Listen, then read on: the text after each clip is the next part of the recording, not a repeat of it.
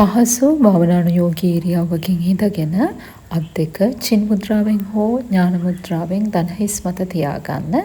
ඇඟ සම්පූර්ණයෙන්ම ලිහිල් කරලා ඇස් දෙක සැහැල්ලුවෙන් පියාගන්න. හිමීට ඇස් දෙක ඇරලා නාසයේ කෙරවල බලන්න. කට කාක්කෙකුගේ හොටක් වගේ හදාගෙන කට හරහා හුස්ම ගන්න. කට වහලා හුස්ම හැකි තාක් වේලාවක් රඳවගෙන ඉන්න. ඊට පස්සේ හිමීට ඇස් දෙක පියාගෙන හුස්ම නහයෙන් පිට කරන්න.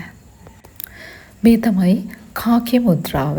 සංස්කෘත භාෂාවෙන් කාකි කියලා හඳුන්වන්නේ කාක්කට. කාක්ක කියන්නේ නිතර ලෙඩ නොවන නිරෝගී සතෙක්. මේ පුහුණුව මගින් ඔබටත් ලෙඩ රෝග වලින් ආරක්ෂා වීමේ හැකියාව තියෙනවා. හැබැයි මේක වායු දූෂණයක් තියෙන තැනක කරන්න සුදුසු නැහැ. මේ මුද්‍රාවට අපේ ශරීරයේ මනස සංසුන් කරන්න පුළුවන්.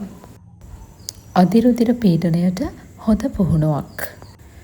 අපේ ඩයිජෙස්ටිව් සිස්ටම් එකේ තියෙන ක්‍රියාවට මේ පුහුණුව ලොකු උදව්වක් උපකාරයක් වෙනවා. ඒ නිසා උදරය ආශ්‍රිත බොහෝ රෝග වලින් වැළකෙන්න මේ පුහුණුව උදව් වෙනවා.